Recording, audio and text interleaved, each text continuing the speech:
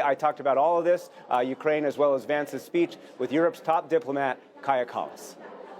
Kaja Kallas, thanks very much. Welcome back to the NewsHour. I appreciate it. Good to be here. Last week, European officials came to Washington and were reassured, I'm told, by senior Trump administration officials about Ukraine. Earlier this week, you and other senior European officials met with Vice President Vance in Paris and, I'm told, were reassured about the administration's focus on Ukraine. But this week, we also heard from the Defense Secretary, Pete Hegseth, questioning whether Ukraine could ever get back occupied territory and essentially taking NATO off the table. What's the impact of the mixed messages from the United States?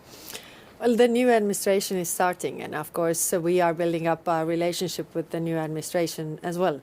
I mean, I've had good call with Marco Rubio as well, who was also very assuring on Ukraine. So, of course, we have to figure out the messages, what is right. But this conference is a good place. We have a lot of meetings with representatives to understand what are the ideas really of United States regarding Ukraine. But can Europe actually make plans for Ukraine? Can you and the United States work on a strategy for Ukraine when you're getting these mixed messages?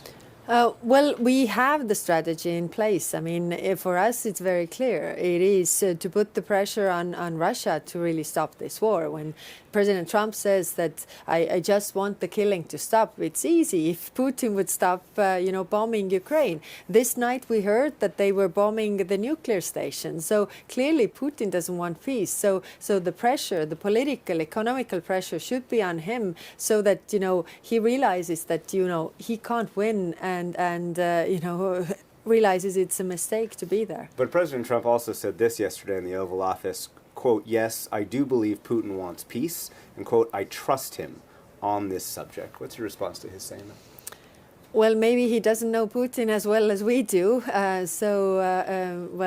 Putin is not really keeping his promises. If you think about, we have had such quick fixes, deals like Minsk I, Minsk II, and the all previous diplomacy between Russia and the Ukraine. Yes, previous ceasefire agreements that were only, necessary for Putin and Russia to get their act together more and attack in a bigger scale. So I think the history proves that, and that's why they only understand the language of strength. And we have to be really strong and firm that you can't win here. Because if United States is worried about China, if we can't get Russia right, we can't get China right either, because they are carefully watching how this goes. One of the possibilities when it comes to a possible ceasefire in Ukraine, if we were to get to that, would be for European troops to deploy inside Ukraine. In your conversations with European leaders, are they willing to consider that, even if, as Hegseth said this week,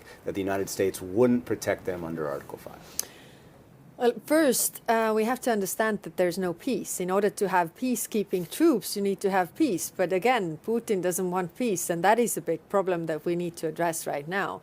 And of course, if there is a peace, then we need to discuss what are the security guarantees. Yesterday, we heard the Defense Secretary of Ukraine saying that, U.S. gave us promises in the Budapest Memorandum. Give up your nuclear weapons and we will defend you when Russia attacks. And where are you now? So he was really very vocal in saying that, you have not kept the promises you gave us. So right now, if we talk about security guarantees, then they really need to be credible. What are the security guarantees that would really deter Russia from attacking again?